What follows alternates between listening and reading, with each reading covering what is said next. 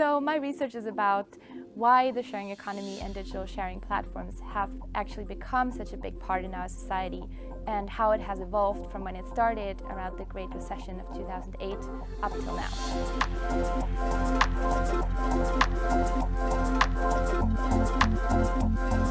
So my research is about the so-called sharing economy,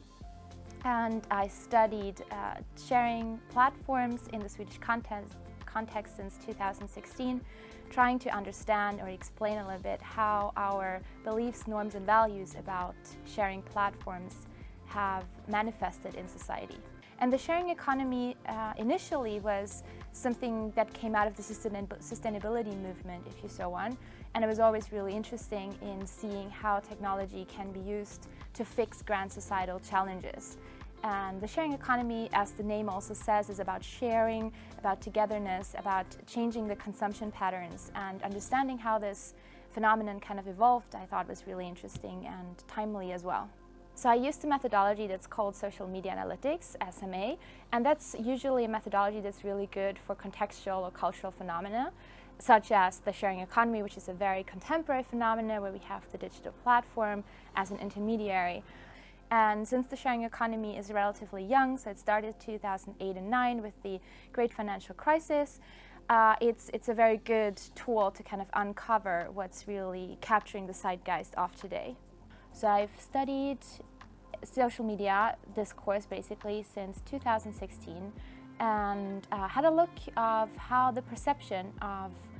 those sharing economy actors have transformed and evolved over time through different essays that are in my dissertation. And what I most interestingly found is that the sharing economy or sharing economy actors are usually positioned as some sort of in-between. They're in between many dimensions that I also describe in more detail in the book, but one could say the most predominant in-between dimension that I could find was like in between being market and in between community. So the community orientation has been really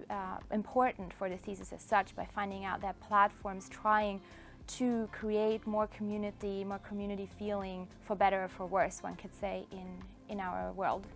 So the sharing economy in and of itself has changed and morphed into something else over the years that I studied it. And I think what was surprising for me was not that I found a community orientation, because one could say, okay, from the early days on, when it was about sustainability and of changing consumption pattern,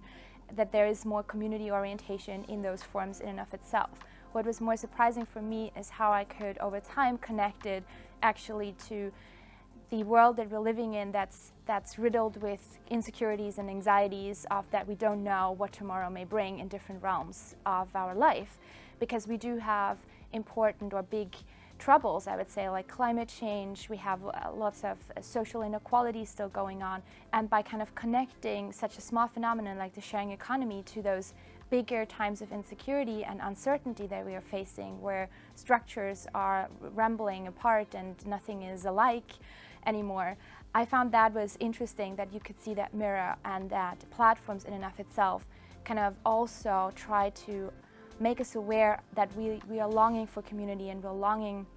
for togetherness. Those kind of thought processes that came out of studying it in myself and in discussion with others about the sharing economy, that I found most interesting and most exciting up to today, I would say.